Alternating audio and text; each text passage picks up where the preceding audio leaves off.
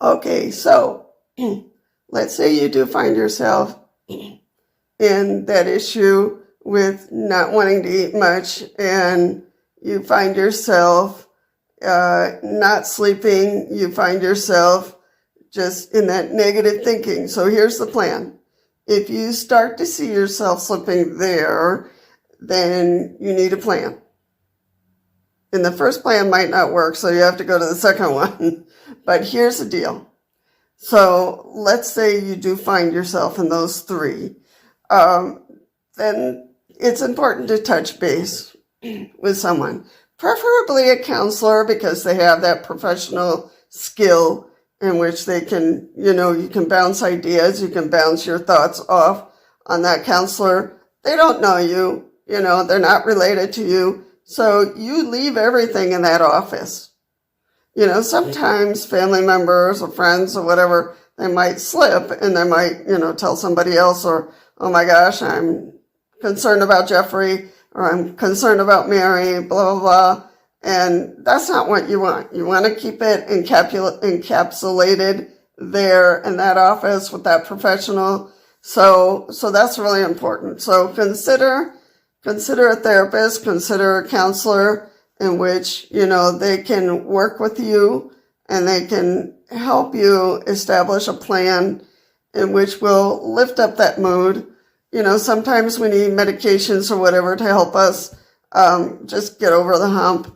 It doesn't have to be for life, but just to grab onto something positive. And going to counseling doesn't have to be for life. It could be for 3 months, could be for 6, could be for a solid year, and you work on some heavy-duty goals in which you just pull yourself out in that first year, which is the most challenging one, in which you're trying to figure out transportation, figure out a ramp, figure out how to handle family, in which they are, grappling and trying to, they're on top of you to make sure you're okay, and you don't want that. So how to dialogue and figure all that out, and they don't agree with your plan. And that's okay. You have to test. You have to test things. And your family should be there to support you, but not to manipulate you or tell you what to do. So how to enter into that dialogue in a nice way, in which you say, thank you so much for helping me, for supporting me, but now I'm at a phase where I want to do this on my own. Or you tell your friends, you've been fantastic. You've helped me with all this. Now I'm at a phase where I need to do this on my own. It gets to that point. So I think a counselor can help you with some of those words, some of those phrases, and how to deal with that. And if you're by yourself and lonely, then how to engage, how to seek the support that you do need at this stage. So counseling could be really helpful. That I'm just saying, you could test it out and see how it works for you.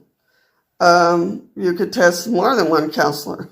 So that too. Sorry for the camera's moving a little bit because I'm in my recliner today. I'm just a little off. So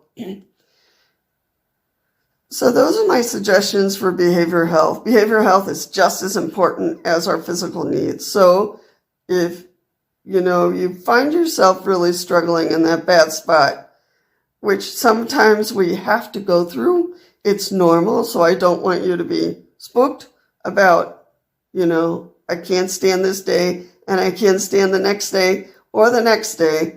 It's a phase which we need to go through, and that's okay. We might go through it more than once, but just know that counselors are there to help you out, and or family members. If you feel like you can handle it on your own, then great. You want to work with mom a little bit on this and on your needs, great. You want to work with your dad because you're very close with your dad, plan a fishing trip or whatever, and just talk these things out, you could do that too. So behavioral health, I'm just saying, it's really important to make sure you don't slip a little bit and then slip again and then slip again, and then you're in this hole that you can't get out.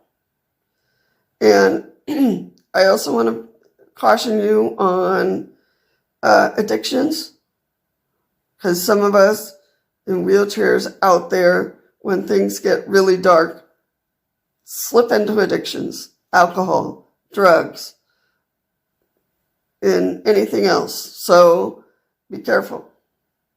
You don't want to go down that road, and some of us do. So it's not only the behavioral health, but the addiction. So we really have to watch it so we remain the healthiest person we can in a wheelchair. And it's important for us to turn a disadvantage into an advantage. So what do? I do videos. I do videos. As a social worker, I can put information out there that might help you. So I think that's all I have for today.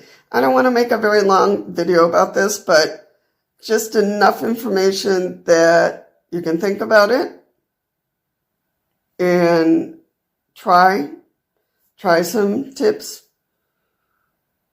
Call for a counselor, and see how it goes. Get back to us. Tell us what you did that really helped you get through those rough patches. All right, folks.